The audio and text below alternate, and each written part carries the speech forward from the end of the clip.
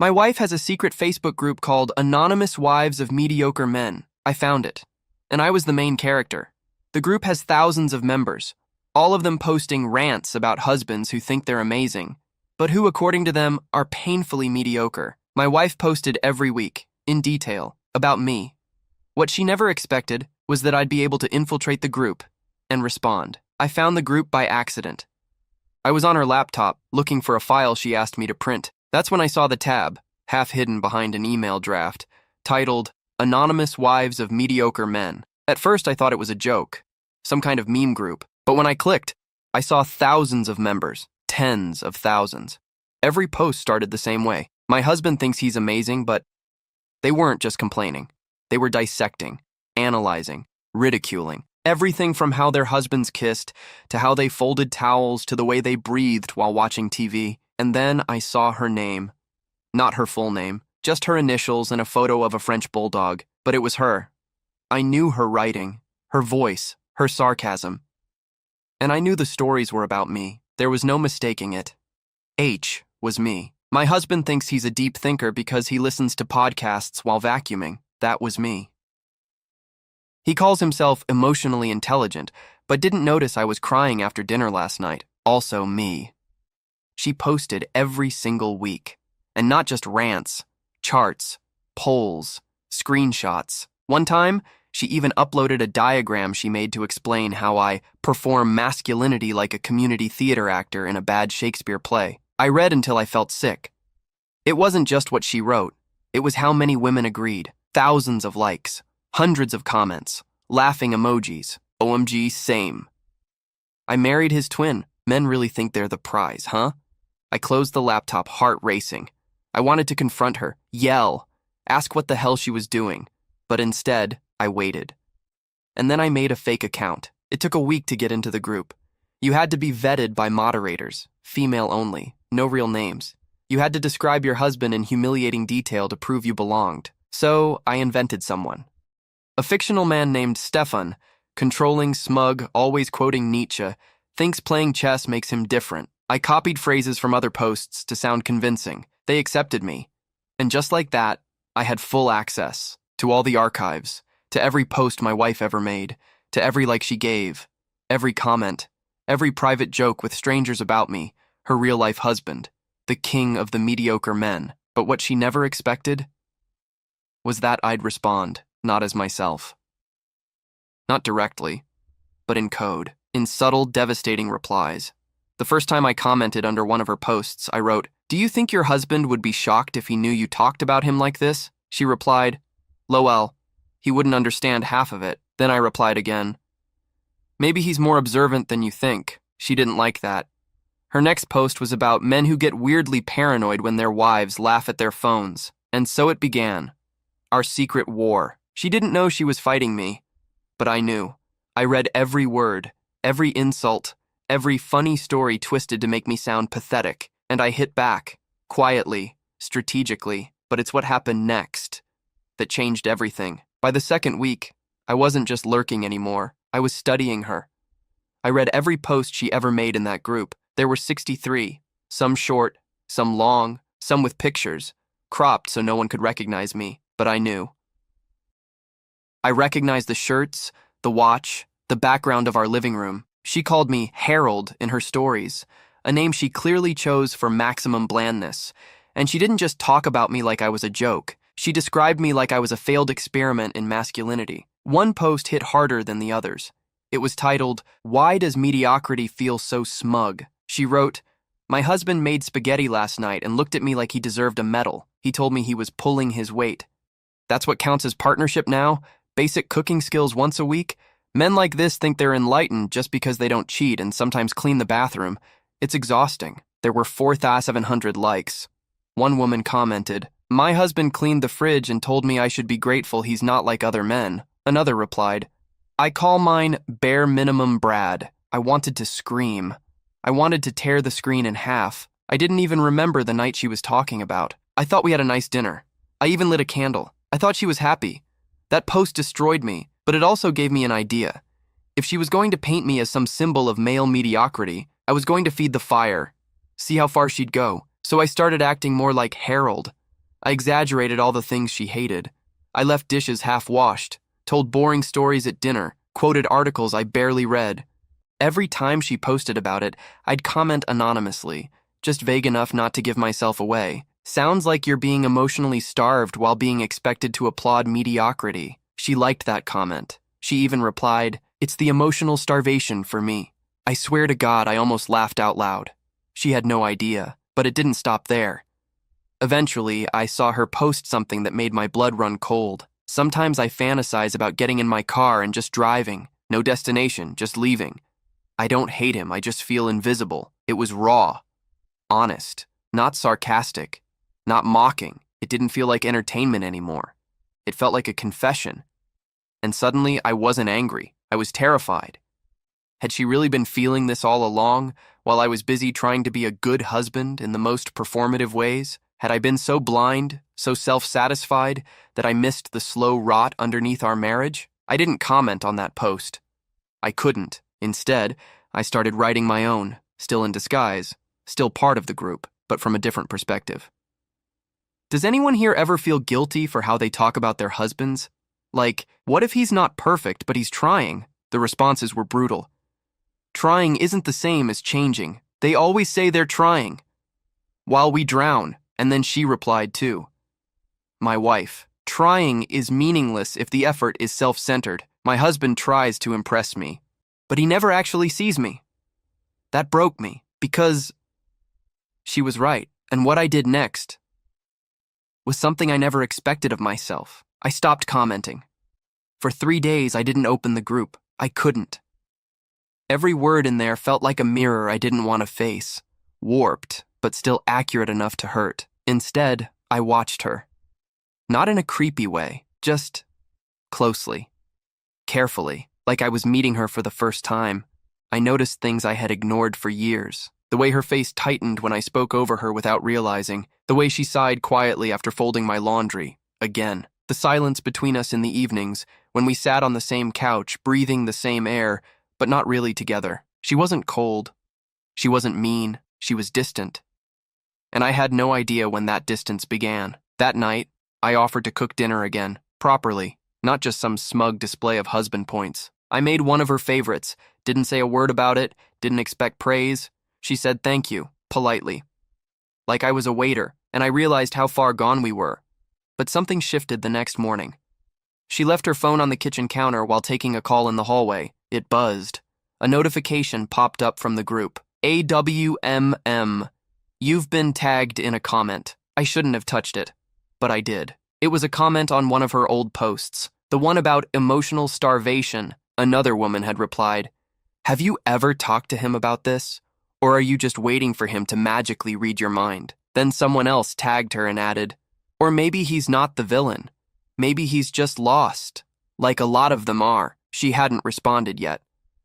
I felt something in my chest, not hope exactly, just a crack, a possibility, so I made a decision.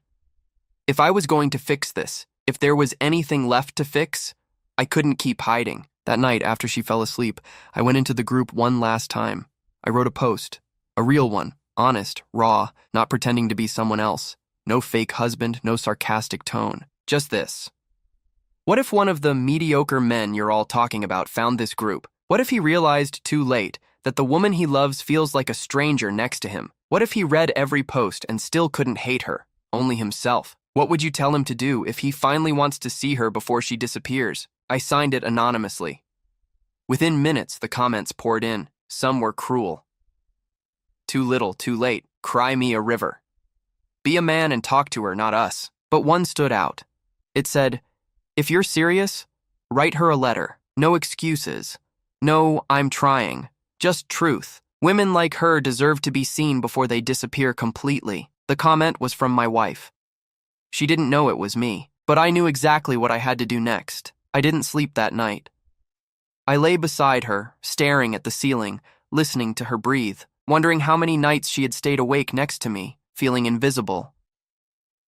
By morning, I had written the letter, not typed, not edited, not polished, just ink and paper, messy and raw, 4 pages, no excuses, no blame, only truth.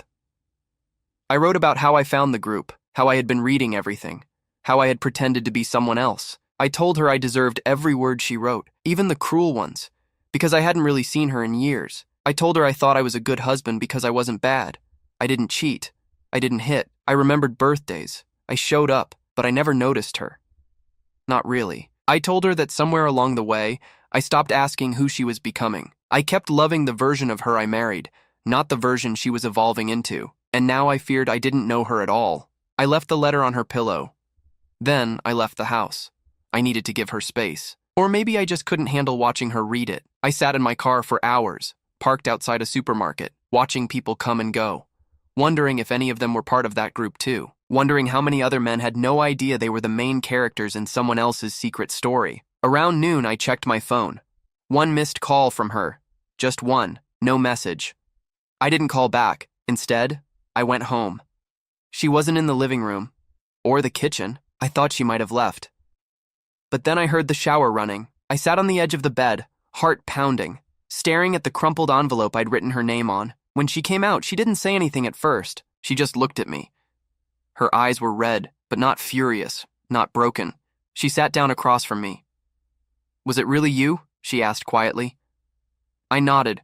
Her voice was calm, but shaking slightly. "You read all of it?" "All of it," I said. She looked away, biting her lip.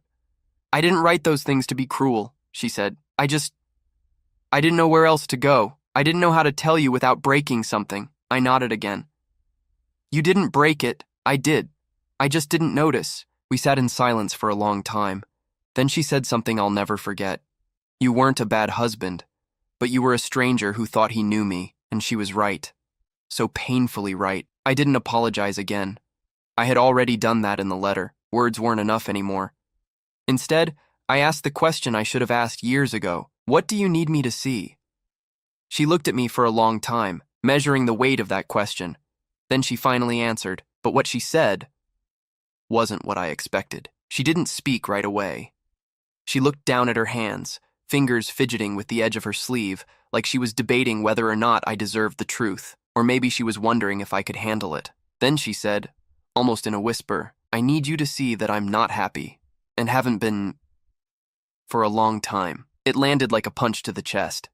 Not because it was a surprise, but because hearing it aloud shattered every illusion I'd been clinging to. "I thought you were just tired," I said, ashamed of how hollow it sounded. "I was tired," she replied. "Then I got numb. Then I started screaming in places where you couldn't hear me." I nodded slowly. "Like a Facebook group with thousands of strangers." Her expression changed. Not guilt, exactly, just exhaustion. "I never thought you'd see it," she admitted. "It was supposed to be a pressure valve, a place to say the things I couldn't say to your face without destroying us. You destroyed me anyway," I said. Not angry, just honest. She flinched at that, but she didn't deny it. "I know," she whispered. Then she looked up at me, her voice steadier now, sharper. "But you also needed to be destroyed a little. You were too proud, too certain you were doing enough. You thought being decent was the same as being present, and again." She was right. I wanted to defend myself, to say, "I tried," but I knew how that would sound. So instead, I asked the only question that mattered now. "Do you want to leave me?" She didn't hesitate. "I don't know." That uncertainty hurt more than a yes would have. "But," she continued, "for the first time in years, you're listening." I leaned forward, desperate to keep that fragile thread between us from snapping. "Then let me listen. Not just now, from now on. Tell me everything. The ugly, the unfair, the things you're afraid to say out loud." She studied me carefully, like she was trying to decide if this version of me was real or just another act. Then she said something that changed everything. "You want to listen now. But you were inside the group, pretending, manipulating, watching me bleed and never stopping me. I didn't know how," I admitted. "I was angry, then scared, then ashamed. I didn't know if I deserved to stop you." She looked at me for a long time. "You didn't." Silence again. Then she stood up. "I'm going to my sister's for a few days. I need to think." I nodded, even though every cell in my body wanted to beg her to stay. She grabbed a small bag she had clearly already packed, maybe before I wrote the letter. Before she walked out, she turned to me and said, "If this is real, this change, then don't prove it with flowers or texts. Prove it by staying uncomfortable, by not looking away." And then she left. I sat there for hours, and I knew. This wasn't about saving our marriage. It was about becoming someone worth staying for. The house felt different without her. Quieter, obviously, but not in the peaceful way I used to crave after work. It was the kind of silence that echoed, that pointed at every neglected corner of our life and said, "Look, really look." I walked through each room like a stranger. I noticed how many of her things were in boxes, like she had been halfway packed long before she told me she was unhappy, like she had been preparing for this departure silently for months, maybe longer. There were coffee mugs I didn't recognize, clothes I'd never seen her wear, books she'd underlined, written in books about identity, marriage, loneliness. Her world had been expanding, evolving, and I hadn't kept up. I hadn't even noticed. That first night alone, I didn't turn on the TV. I sat at the dining table, the one she once called the loneliest place in the house, and I reread every single letter she ever wrote me. Birthday cards, anniversary notes, little post-its she used to leave in my lunch when we were dating. There was a shift. Around year 3. Before that, her words were full of hope, passion, excitement about our life, about me. After that, they got shorter, politer, a bit more generic each year. I hadn't noticed. I thought it was just part of being married. You get comfortable. You say less. But now I saw it clearly. She was saying less because I had stopped listening. 2 days later, I got a message. From the Facebook group, not a comment. A private message. It was from one of the moderators, a woman named Julia. Her profile was anonymous, but her tone was sharp. "We know you are infiltrating the group. Your account has been removed. You violated our trust, our space. Whatever pain you're in, it's real, but you don't get to process it here. Not after what you did." I stared at the screen. I wanted to reply, to explain, to say I wasn't there to spy, not at first, that I had fallen into it and didn't know how to crawl out, but I didn't. They were right. I didn't belong there. That space wasn't mine to occupy, especially not in disguise, so I closed the tab, deleted the account, and then I did something I never thought I'd do. I opened a blank document, and I started writing, not to them, not to the group, to her. Every day while she was gone, I wrote a letter, long, unfiltered, honest, not to win her back, not to prove anything, just to say the things I hadn't said when it mattered. I told her about the moments I remembered from our early days, how she used to tuck her hair behind her ear when she was nervous, how I used to love watching her read, the way her eyes moved faster when the story got good. I told her how ashamed I was of becoming the kind of man who thinks he's good, but doesn't make anyone feel loved. And then I told her the hardest thing, that I wasn't just scared of losing her. I was scared of facing the version of me that only existed in her absence. When I reached the 6th letter, I heard the key in the door, and everything in me froze. The sound of the key in the door hit me like a siren, not loud, but unmistakable. I was at the kitchen table, still in the same clothes from yesterday, my 6th letter halfway finished. I didn't move. I couldn't. Every second stretched like it was holding its breath. Then the door opened. She stepped inside quietly. No dramatic entrance. No suitcase this time. Just her purse, her coat, her presence. She looked around like she wasn't sure she belonged anymore. Or maybe she was checking if I'd changed anything, if the house still felt like hers. I stood slowly, not rushing. Not desperate. "Hi," I said. "Hi," she replied. Her voice was tired, but not cold. She didn't hug me, didn't smile, but she didn't leave either. That felt like something. "I didn't think you'd come back this soon," I said. "I wasn't planning to," she admitted, putting her bag down. "But I kept thinking about the letter, the one I left." She nodded. "And about what you wrote in that group," she added, her voice firmer now. "The anonymous post." I froze. "You knew it was me?" "Not at first," she said, "but after I read your letter, I went back and read that post again. It was your voice. The part where you said you kept loving the version of me you married. That's something you once said. In a card." She remembered that? I couldn't breathe. She sat down across from me. "I hated you for being in that group," she said. "Hated that you saw all those pieces of me I never meant you to see. But also..." She paused. "But also, you finally saw me." Those 4 words landed harder than anything she'd ever said to me. I didn't say anything. Just let her keep going. I don't know if I want to stay, she continued. I'm not saying this is some magical fix. I still feel lost. Still feel distant. But for the first time, I feel like you're actually in the room with me. She looked at the stack of handwritten letters on the table. Are those all for me? Yes, I said. One for each day you were gone. She reached for the first one, held it for a moment, then set it down without opening it. I'm not ready to read them yet, she said gently, but I will. Silence fell between us again, but this time, it didn't feel heavy, just cautious. Like something fragile was trying to form between us. Then she asked something unexpected. Do you want to try therapy? I blinked. Couples therapy? No, she said. I mean, yes, maybe eventually, but first, individual therapy, for both of us, separately. I hadn't expected that, but the moment she said it, I knew she was right. I do, I said. Yeah, I really do. She stood. I'm going to take a shower, she said. I don't know if I'm staying the night. I just needed to see if this house, if you felt different. And then she walked down the hallway.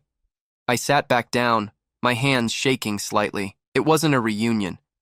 It wasn't forgiveness, but it was the first real conversation we'd had in years, and somehow, that was enough for now. She stayed the night, but not in our bed. She took the guest room, the one we always said we'd turn into an office, but never did. I offered her the bedroom, but she declined.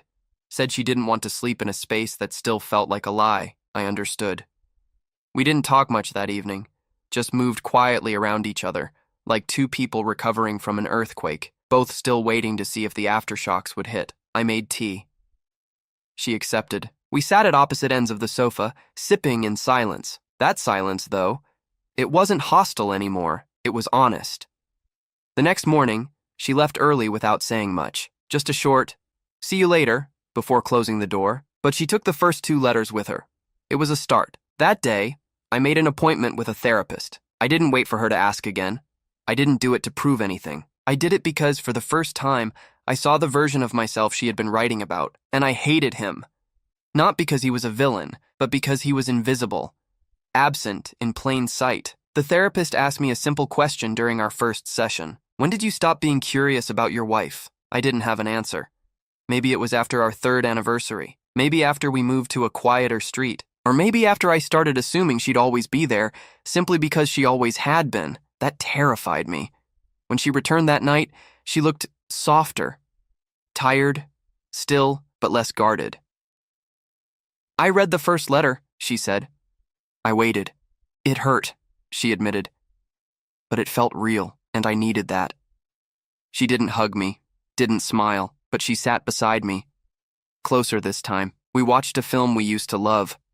Or tried to. She fell asleep halfway through, her head tilted slightly toward me but not resting on my shoulder, and I didn't move. I just stayed there, still, afraid that even a breath too loud might break the moment. Later that week, she began writing letters too. She didn't give them to me. I just saw her notebook open on the table sometimes, always closed when I walked in. I didn't ask. She wasn't ready to share, and that was okay. Healing isn't always about talking. Sometimes it's about holding space. About not rushing the silence. That weekend, she asked if I wanted to join her for a walk. No phones, no distractions. We walked 3 blocks without speaking. Then, suddenly, she said, "Do you remember our trip to Florence?" I nodded. Of course. You were so alive back then. So present. You touched my back when we crossed streets.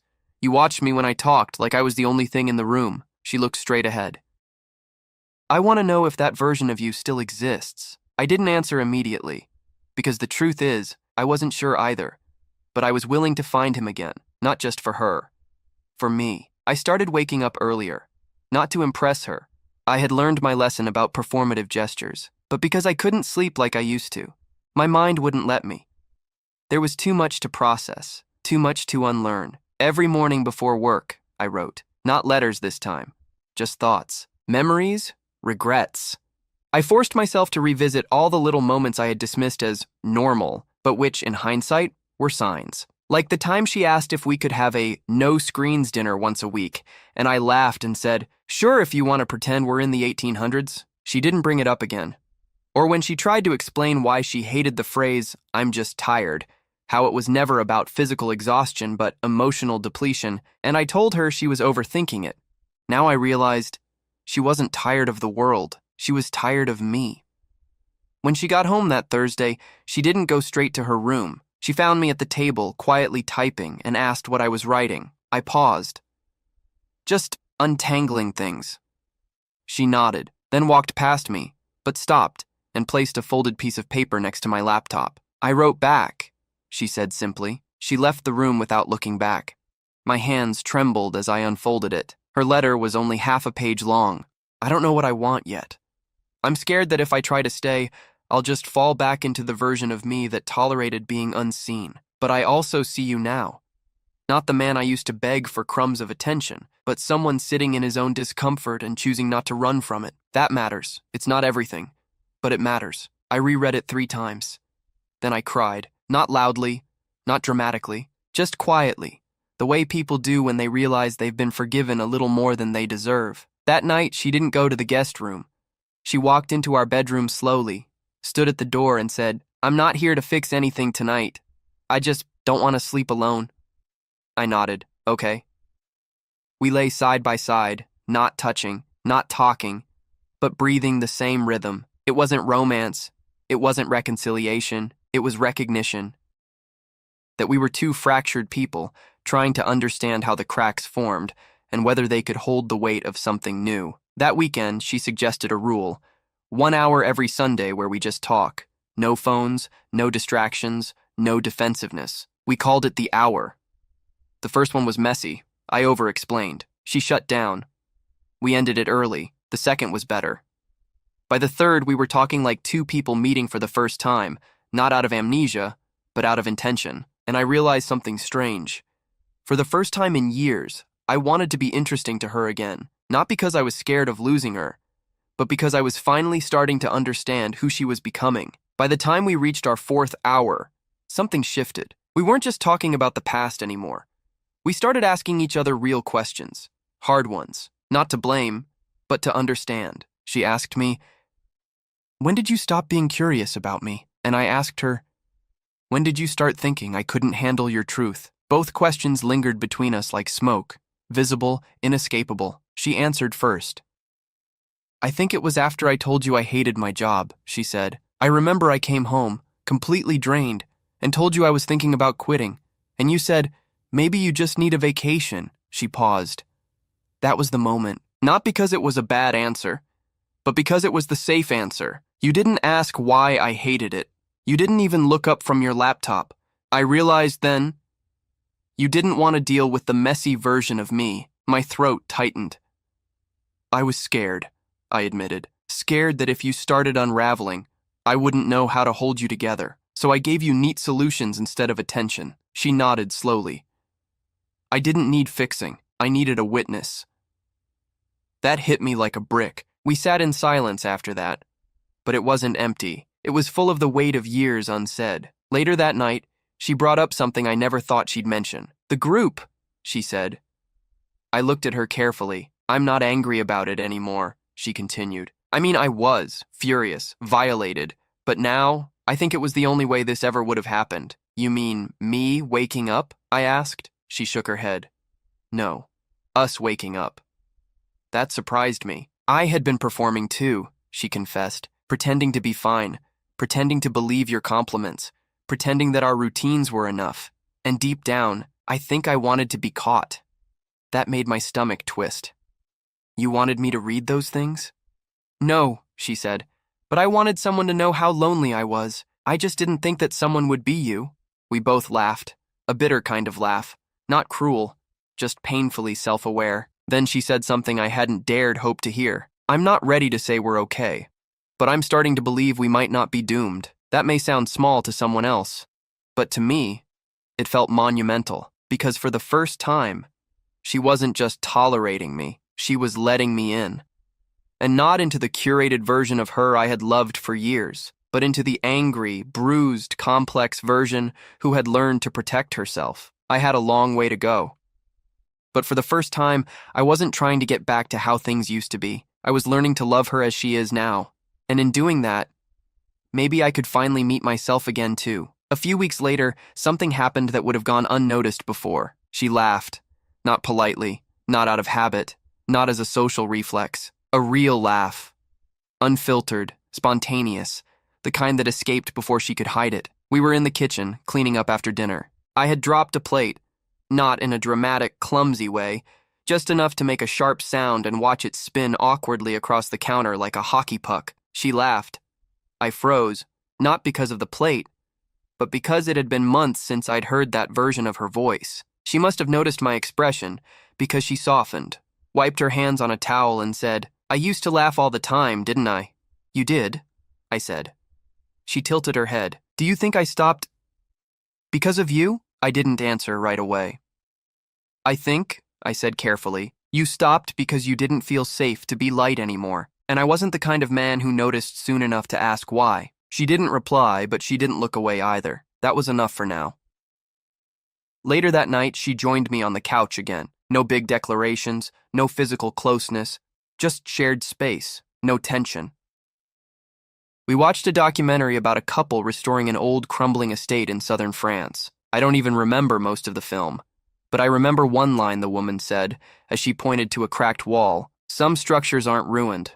They're just waiting to be understood differently." It stayed with me, because that was us. We weren't trying to rebuild what we had. We were uncovering something entirely new beneath the wreckage. In therapy, I told my counselor that I was afraid of becoming that man again, the one who thought he was kind simply because he wasn't cruel, the man who confused being present with being attentive. He said something I didn't expect. Shame can't be the foundation of change. If you build on shame, you'll always be scared of slipping. That hit hard, because I'd been doing everything from a place of guilt, and while guilt had opened my eyes, it couldn't keep me awake forever. I needed a new reason. So I started focusing less on being better and more on being honest, with her, with myself. I told her when I felt like I was overcorrecting, when I was scared she'd never fully trust me again, when I still caught myself wanting praise just for showing up, and she listened. Sometimes with her arms crossed, sometimes with tears, but she listened. One night, she handed me a letter of her own. Not a reply to anything I'd written, just something she'd felt ready to say. "I don't miss who you were, but I'm starting to like who you're becoming, and I think I might even like who I'm becoming too." I read it 3 times. It didn't promise anything, didn't wrap up our story in a neat bow, but it was the first time in a long time that I saw hope, not as a fantasy, but as a choice we were both still making, not because we had to, but because somehow, in all the mess, we still wanted to. I used to think trust was like a light switch, either on or off, but now I see it more like a sunrise. It comes back in slow, cautious layers, almost imperceptible at first. Then suddenly, you realize the room isn't dark anymore. That's how it felt with us. Little things changed. She started leaving her notebook open sometimes. I never read it, never even peeked. But the fact that it was left there, unguarded, meant more to me than any conversation could. I stopped asking her if we were okay. I stopped looking for signs of forgiveness in her expressions. Instead, I just stayed present, not performatively, just consistently, quietly. We still had setbacks. One night, during the hour, I interrupted her. Not rudely, just instinctively. I was trying to explain my side of a memory she brought up. She went silent. Shut down completely. I apologized, but it was too late. The wall came up. She left the room. I sat there alone, furious with myself. Old me would have followed her, defended myself, tried to fix it in the moment. But this time, I waited. The next morning, I slid a note under her door. "I'm still learning." I know that's not an excuse, but it is the truth. When you're ready to tell me how I made you feel, I'll be ready to hear it, without defending, without interrupting, without needing to be right. She didn't reply with words. But that night, she sat next to me again, and her shoulder brushed mine. She stayed close the whole episode we watched, and I knew we were still in it, still choosing. The biggest change came unexpectedly. We were in the supermarket grabbing groceries. She reached for a jar of something I never remembered her liking. I said without thinking, "Since when do you like artichoke hearts?" She looked at me, surprised. "Always have." I blinked. "I don't remember that." Her reply was quiet, but it pierced. "You never asked." There it was again, the reminder of all the years I lived next to her without really knowing her. I nodded. "Then tell me now. Tell me why you like them, she smiled faintly. Because they're complicated. You have to peel away so much to get to the good part. I laughed, but it wasn't really about the artichokes. She was talking about herself, about us. Back at home, while putting away the groceries, she stopped suddenly and said, I didn't think you'd make it this far. I looked at her. What changed? You stopped asking for my reassurance, she said. You started showing up without needing a prize for it. That hit me harder than I expected, because it meant she'd noticed. All of it, and she still hadn't left. That night, as we got ready for bed, I asked, Do you still think I'm mediocre? She turned toward me, eyebrow raised, amused. Honestly? She said.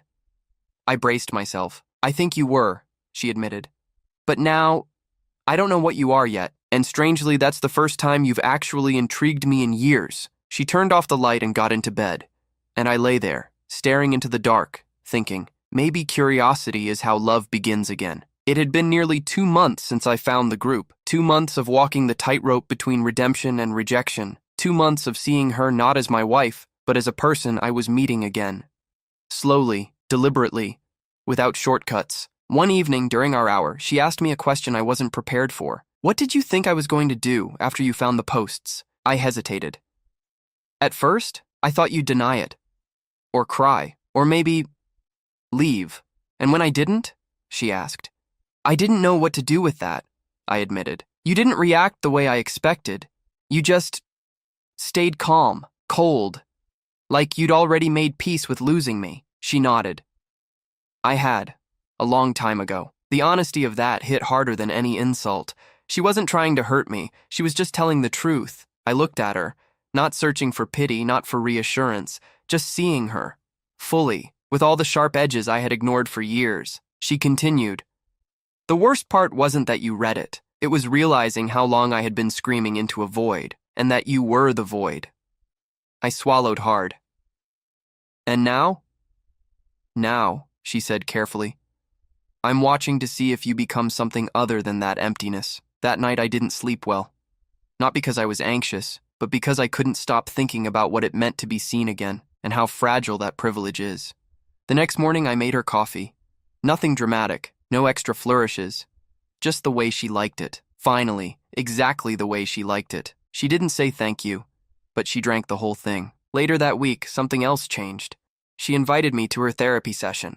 Not as a gesture of closeness, but as a witness. I want you to hear what I've been saying about you, she said. Not so you can defend yourself, just so you know. It terrified me, but I said yes. Sitting in that room, hearing her speak openly, not with cruelty but clarity, was like watching my own eulogy. I used to feel like a mirror he only looked into when he needed to feel good about himself, she told the therapist. He wasn't violent, he wasn't cruel, but he was absent. And there's a special kind of loneliness in being next to someone who believes they're doing enough simply because they aren't hurting you. I didn't say a word.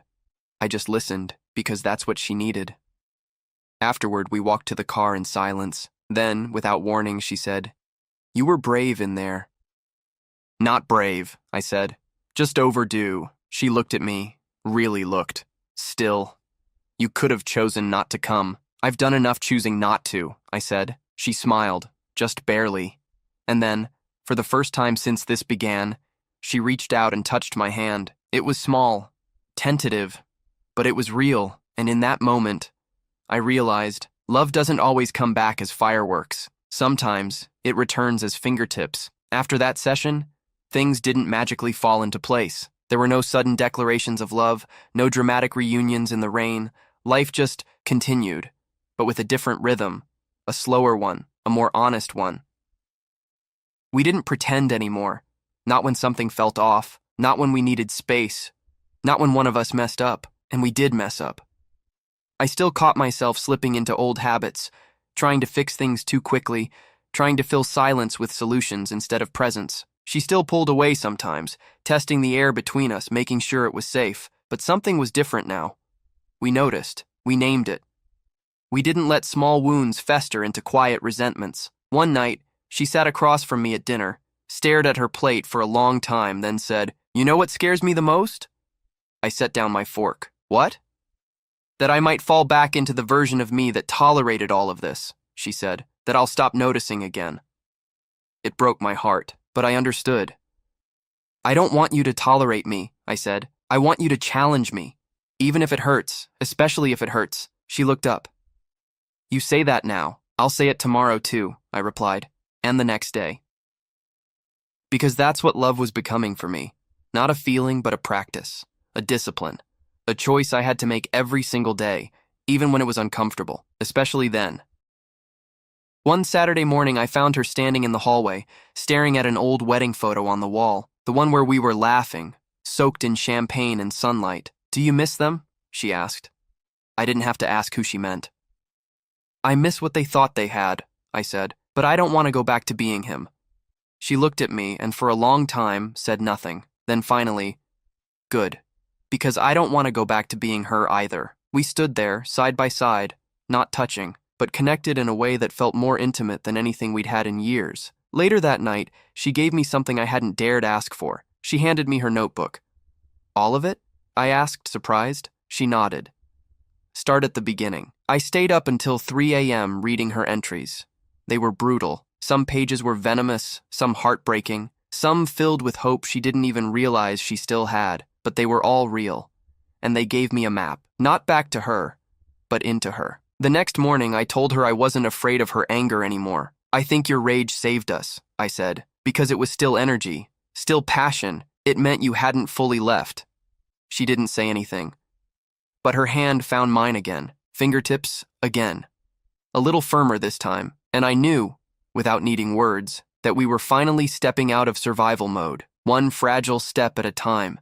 It took us nearly 5 months to stop measuring our progress in apologies. At some point, I couldn't say exactly when, we stopped counting the things we'd survived and started building something that had never existed between us before. Not a return. A beginning. The Facebook group was long behind us now. She had left it on her own terms. No dramatic exit, no grand announcement, just a quiet departure, like someone stepping out of a room that no longer needed them. I needed that group when I felt voiceless, she said once, but now I want to say things where they matter, and she did. She started talking to me again, not just updates and logistics, thoughts, fears, dreams. We took long walks, sometimes in silence, sometimes deep in conversation. I learned more about her in those months than I had in our first 5 years of marriage. She wasn't the same woman I married, and thank God, because I wasn't the same man either. I stopped trying to be the good husband, the checklist version of a man who does all the right things. I stopped chasing her approval like it was a prize to earn. Instead, I practiced presence. I learned to hold her words without trying to fix them, to admit when I didn't understand instead of pretending I did, to apologize without needing forgiveness handed back like a receipt. We still had arguments, still got tired, still had moments when our old selves tried to sneak back in through the cracks, but the difference now, we didn't let the cracks grow, we caught them, together. One night, lying in bed, not touching, just facing each other, she said something that stayed with me. You're not the main character anymore. I froze for a second, unsure how to take that, but then she smiled. Really smiled, and neither am I. I understood. For so long, we'd both been living in stories where the other person was either the villain or the background. Now finally, we were co-authors. And the story wasn't about who was right, or who gave more, or who hurt first. It was about who chose to stay, and who chose to change. We didn't celebrate a specific moment as a turning point. There wasn't one. Just quiet mornings, shared jokes, open notebooks, and love. Not loud, not constant, but steady. So when people ask me if I ever confronted her about what she wrote, if I ever made her feel the weight of her words in that group, I say no. Because she already carried it, and the real question isn't why she wrote it. The real question is, why did I let her get to that point without noticing? Now I notice. Now I see. Now I stay.